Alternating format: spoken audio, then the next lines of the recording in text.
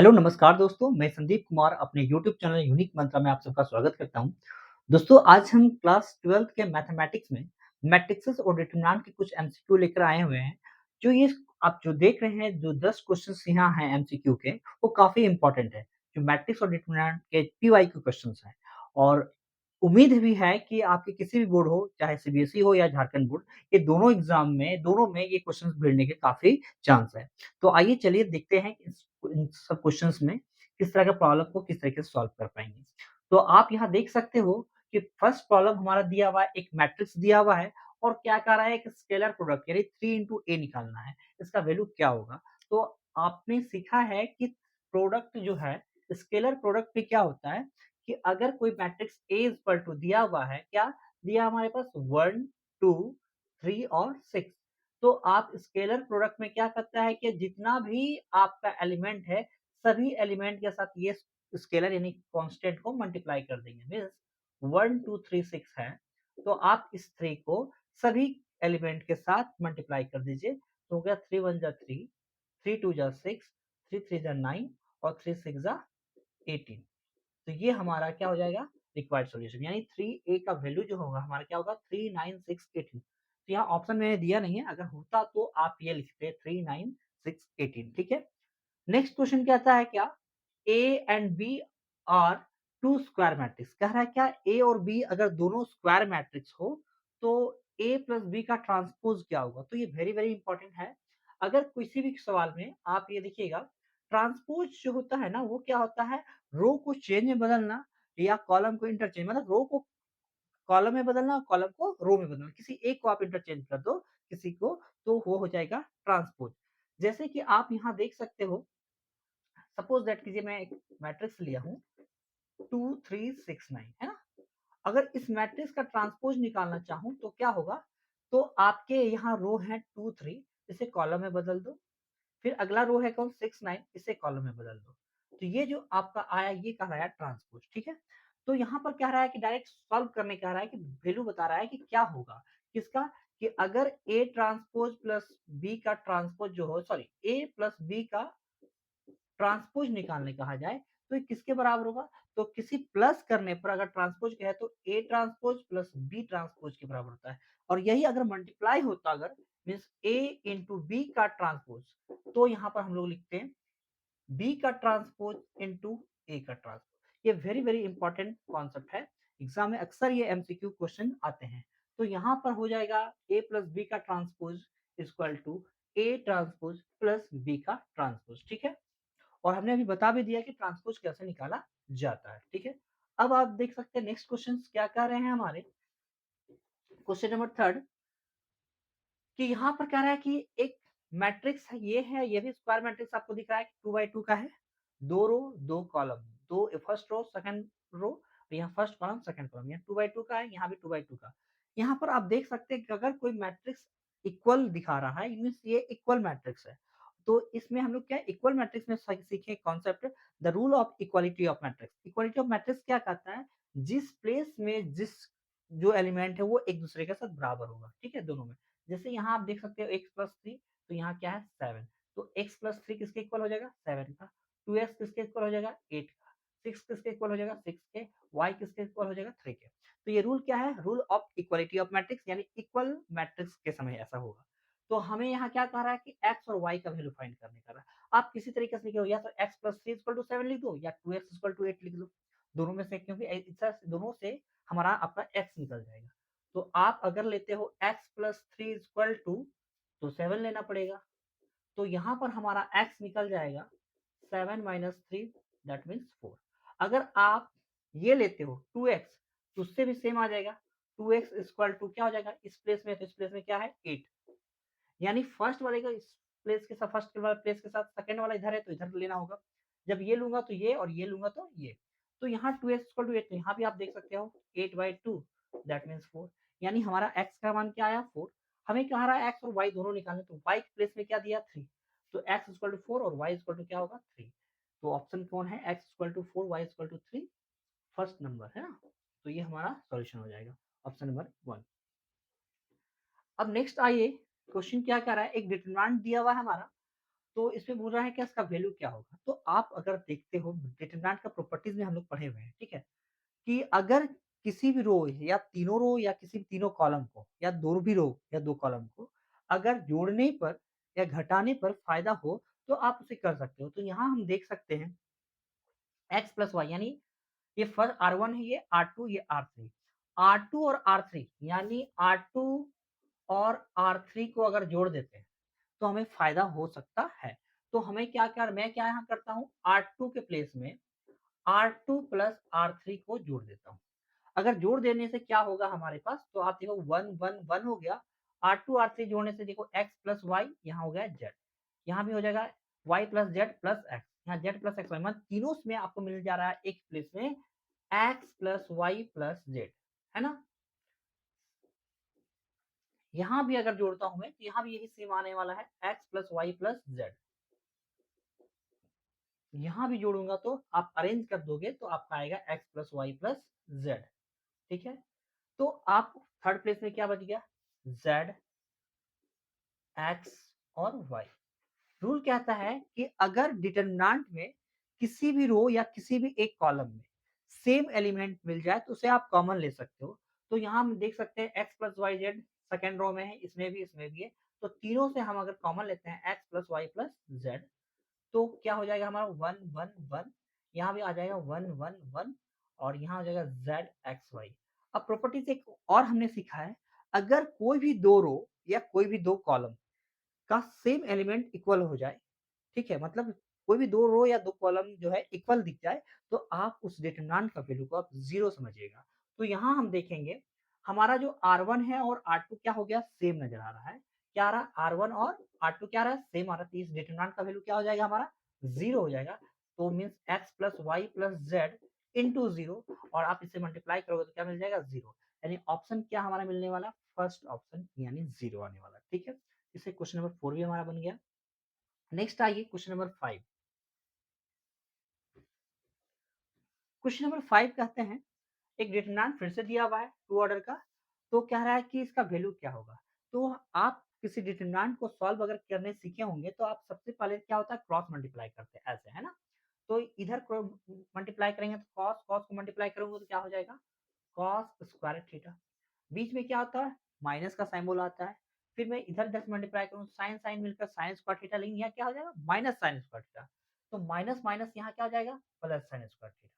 Means पहले से minus था और फिर मैंने मल्टीप्लाई किया तो भी आ गया माइनस साइन स्क्वायर थीटा। एक और स्टेप आप चलते हैं, तो देखिए माइनस माइनस क्या हो जाएगा? Plus sine square theta. और क्लास 10th में हमने पढ़ा है sine square theta plus cos square theta का वैल्यू क्या होता है? 1। तो आप इससे क्या होगा, इस पूरा का वैल्यू क्या होने वाला है? 1। Option number C. आइए नेक्स्ट क्वेश्चन, क्वेश्चन नंबर 6। 6 क्या कहता है कि अगर हमारे पास एक मैट्रिक्स दिया है, इसे ए मान लीजिए, ये क्या दिया हुआ है? ए दिया हुआ है। तो हमें कह रहा है कि ए स्क्वायर का वैल्यू क्या होगा? तो ए स्क्वायर मतलब ए को ए से मल्टीप्लाई करोगे, है ना? तो ए स्क्वायर इक्वल टू क्या होगा? ए इंटू ए। आप ए का वैल्यू आप लिख लो, पहले क्या दिया? आई 0, 0 आई। यहाँ भी दिया है आई 0, 0 और आई। ये जो आई है यहाँ देखिएगा, एक कॉम्प्लेक्स नंबर में आप लोग सीखे होंगे इमेजिनरी नंबर्स, है ना? तो आई जो है आयोटा को इंडिकेट कर रहा है, इमेजिनरी नंबर जिसका वैल्यू होता है रूट अंडर -1। तो पहले आप इसे मल्टीप्लाई कर दो। मल्टीप्लाई का रूल हमने सीखा है, फर्स्ट मैट्रिक्स को ऐसे और सेकंड मैट्रिक्स को ऐसे, ठीक है? अगर आप मैट्रिक्स का मल्टीप्लाई आता है तो आप इजी वे में समझ चुके होंगे। मल्टीप्लाई का रूल भी होता है, अगर ऑर्डर सेम है तो इजी वे में गुना करना संभव है कि इसका लास्ट इसका फर्स्ट मैच कर जाए तो मीन्स मल्टीप्लाई पॉसिबल है। चलिए गुना करते हैं पहले।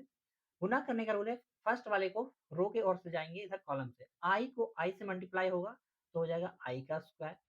फिर एक-एक एलिमेंट होगा, इसके बाद अगला स्टेप जाएगा 0 तो इसका स्टेप आएगा नीचे।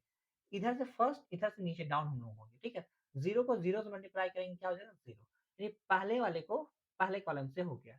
अब फर्स्ट रो को दूसरे कॉलम से भी करेंगे। आई को 0 से करूँगा तो 0 हो जाएगा, 0 को आई से करूँगा तो भी 0 हो जाएगा। यानी पहला रो को दोनों कॉलम के साथ काम हो चुका है मल्टीप्लाई। नेक्स्ट आइए सेकंड रो का, 0 को आई से मल्टीप्लाई करूँगा तो 0 मिलेगा, आई को 0 से मल्टीप्लाई करूँगा तो भी 0 मिलेगा। अब फिर नेक्स्ट, अब ये फर्स्ट सेकंड रो को सेकंड कॉलम से मल्टीप्लाई होगा। 0 को 0 से तो यहाँ 0 मिल जाएगा, i को i से तो यहाँ हो जाएगा i का स्क्वायर हो जाएगा। अब मल्टीप्लाई करने के बाद हमें क्या मिल रहा है, आई स्क्वायर प्लस 0। आई स्क्वायर का वैल्यू भी आप जानते होंगे, अगर आई का वैल्यू हमारा दिया हुआ है रूट अंडर माइनस वन, तो आई स्क्वायर का वैल्यू क्या हो जाएगा, ओनली माइनस वन, क्योंकि रूट अंडर माइनस वन इसका स्क्वायर करेंगे तो ओनली आएगा माइनस वन। ठीक है, तो यहाँ पर I square plus 0 means I square, और आई स्क्वायर का वैल्यू हम लोग क्या लिखेंगे, माइनस वन। यहाँ 0 प्लस 0 ओनली 0, यहाँ 0, आई स्क्वायर यहाँ भी 0 से जोड़ेंगे कोई फर्क नहीं पड़ेगा, आई स्क्वायर रहेगा, और आई स्क्वायर का वैल्यू क्या लिखने वाले हैं हम लोग, माइनस वन। तो यानी ऑप्शन हमारा कौन सा मिलने वाला है, minus one zero zero minus one, यानी ऑप्शन नंबर बी हमारा मैच कर रहा है। ये क्वेश्चन नंबर 6 का कौन सा ऑप्शन बनेगा, बी नंबर। ठीक है, अब आइए नेक्स्ट क्वेश्चन नंबर 7। अब क्वेश्चन नंबर 7 भी आप देखोगे अगर, तो यहाँ भी हमारे पास क्या है, मल्टीप्लाई दिया, a इंटू बी का वैल्यू फाइंड करने का रहा है। तो a इंटू बी क्या होगा हमारा, a का वैल्यू अगर हम लिखते हैं तो क्या दिया है, 1 0 1 1, और b का वैल्यू दिया हुआ है हमारे पास 0 1 1 0 0 1 1 0। आप मल्टीप्लाई सेम तरीके से भी करोगे जैसा मैंने अभी सिखाया था। तो फर्स्ट रो को दोनों कॉलम के साथ, फिर सेकंड रो को दोनों कॉलम के साथ, एक एक एलिमेंट एक एक मेंबर के साथ करेगा। 1 को 0 से मल्टीप्लाई, 0 हो गया, फिर अगला जाएगा 1, 1 को नीचे 1 into one, that means 1। First वाले को ऐसे, सेकंड वाले को ऐसे मल्टीप्लाई करना है। ठीक है, ऐसे ही करेंगे। तो फिर आइए, पहले मैंने क्या दिया, पहला कॉलम के साथ हो गया, अब पहला रो को दूसरा कॉलम, 1 को 1 से 1 आने वाला है, 1 को 0 से 0 आने वाला है। फिर नेक्स्ट आइए, 0 को 0 से 0, फिर 1 को 1 से 1, फिर 0 को 1 से 0, 1 को 0 से 0। तो हमारे पास क्या आएगा, यहाँ 1 आ जाएगा, 1 प्लस 0 1, 0 प्लस 1 1, और 0 प्लस 0 0, यानी आने वाला क्या है, 1 1 1 0। ठीक है, तो ऑप्शन कौन सा हमारा मिल रहा है, 1 1 1 0, यानी ऑप्शन नंबर बी। फिर नेक्स्ट क्या कह रहा है, A and B are square matrix. अगर ए और बी दोनों स्क्वायर मैट्रिक्स है, तो मैंने अभी जस्ट बताया था ट्रांसपोजिंग, डैश का मतलब भी ट्रांसपोज होता है, टी मीन्स भी ट्रांसपोज होता है, कि अगर इनटू रहे तो ट्रांसपोज में क्या होता है, अपोजिट होता है, बी डैश इंटू ए डैश के बराबर होगा। ठीक है, मीन्स ट्रांसपोज के बराबर होगा। ए इंटू बी का ट्रांसपोज किसके बराबर होगा, B transpose into A transpose के। वेरी वेरी इंपॉर्टेंट कॉन्सेप्ट है, यहाँ भी एक सेम हमने प्रॉब्लम लिया था क्वेश्चन नंबर 2 भी, लेकिन ये प्लस था, प्लस में रूल क्या था, A transpose plus B transpose के बराबर होगा, यानी B transpose plus A transpose. इसमें फर्क नहीं पड़ता है, लेकिन इसमें फर्क पड़ जाता है। इसमें आप कभी नहीं ऐसा नहीं समझिएगा कि ए इंटू बी का ट्रांसपोज जो है, A transpose into B transpose नहीं लिख सकते। अगर ऐसा है तो गलत हो सकता है, ये डज नॉट इक्वल होगा। ठीक है, आपका इक्वल क्या होने वाला है, B transpose into A transpose, यानी ऑप्शन नंबर क्या होने वाला है, ऑप्शन नंबर ए, यानी ए इंटू बी का ट्रांसपोज किसके बराबर होगा, B transpose into A transpose के। ये समझ आ गया। अब नेक्स्ट देखते हैं हम लोग, फिर से हमारे पास एक मैट्रिक्स दिया हुआ है, क्वेश्चन नंबर 9। ठीक है, एक मैट्रिक्स दिया हुआ है, क्या दिया हुआ है, 1 2 3 4। अब क्या कह रहा है, हमें इसे एडजॉइंट निकालना है। एडजॉइंट कैसे निकलता है, एडजॉइंट निकालने के लिए सबसे पहले हमें कोफैक्टर चाहिए। ठीक है, क्या चाहिए, कोफैक्टर। ऐसा कीजिए, कोफैक्टर टू ऑर्डर में बहुत ही इजी होता है। सबसे पहले एक सिंबल आप दिमाग में रख लीजिए टू ऑर्डर का, प्लस माइनस माइनस प्लस। ठीक है, कोफैक्टर को हम लोग ओनली सी से इंडिकेट अगर करते हैं, तो सभी प्लेस का कोफैक्टर लिखकर मैं सजा देता हूँ। ठीक है, अगर सजाता हूँ तो क्या होगा, आप देखिएगा, कोफैक्टर जो होता है ना, कहा एक तरफ से कहा जाता है हर एक प्लेस का निकलता है, और वो एक कॉर्नर वैल्यू होता है। अगर टू ऑर्डर कहा जाए तो बहुत ही इजी होगा। अब मान लीजिए इस प्लेस का कोफैक्टर चाहिए, तो इसका कॉर्नर वैल्यू क्या आपको दिख रहा है, 4, मीन्स 4 हो जाएगा। लेकिन इसके साथ ये भी ध्यान देना कि इस प्लेस में कौन सा सिंबल है, प्लस, तो यहाँ आ जाएगा प्लस 4। ठीक है, नेक्स्ट आता है इस प्लेस। इस प्लेस का अगर कोफैक्टर चाहिए, तो मैंने क्या बोला, कॉर्नर वैल्यू क्या आपका दिख रहा है, 3, तो ये हो जाएगा 3। बट यहाँ ये भी देखना है कि इस प्लेस का सिंबल क्या है, तो माइनस, तो यहाँ लिख देना है माइनस। फिर नेक्स्ट आइए, इस प्लेस का कोफैक्टर चाहिए, इस प्लेस का कोफैक्टर जस्ट इसका कॉर्नर क्या वैल्यू हो जाएगा, 2, तो हमने 2 लिख दिया, और यहाँ का सिंबल क्या है, माइनस, मैंने यहाँ माइनस लिखा। जस्ट सेम चीज कंडीशन का, इस प्लेस का कोफैक्टर चाहिए, इसका अपोजिट क्या हो जाएगा, 1 कॉर्नर वैल्यू। ठीक है, और यहाँ का सिंबल क्या है, प्लस। तो ये हमारा निकल गया कोफैक्टर। अब हमें चाहिए क्या, हमें निकालना है एडजॉइंट ए। एडजॉइंट ए निकालने का मतलब हो गया कि जो कोफैक्टर निकला है उसका ट्रांसपोज कर देना। ट्रांसपोज मतलब सोए को जगाना, मतलब सोता है कोई ऐसे, जग जाता है खड़े होकर, वैसा ही, ठीक है? तो अगर मैं कोफैक्टर देखूँ, सबसे पहले एक कोफैक्टर है, ठीक है? इसका ट्रांसपोज कर रहा है। ट्रांसपोज मतलब कि ऐसे कोई सोया है, उसको जगा दो सीधा, +4 और -3 ऐसे था, मैंने खड़ा कर दिया। अगला नेक्स्ट -2 1 सोया हुआ है, तो इसे खड़ा कर दो।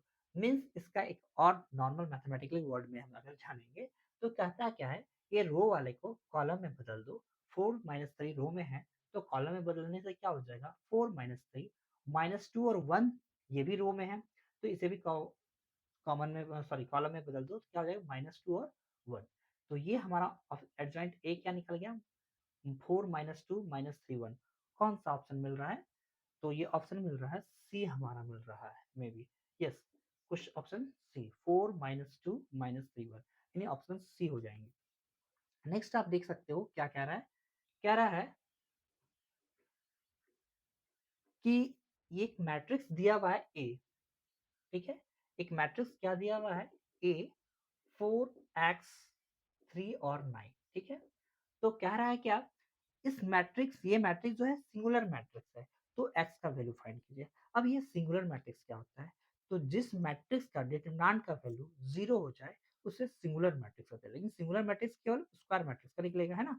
तो जिस मैट्रिक्स का डिटरमिनेंट वैल्यू क्या हो जाए, 0 हो जाए, उसे सिंगुलर कहते हैं। तो ठीक है भाई, अगर A सिंगुलर मैट्रिक्स है, तो इसका मतलब है उसका डिटरमिनेंट का वैल्यू क्या होने वाला है, 0 होने वाला है।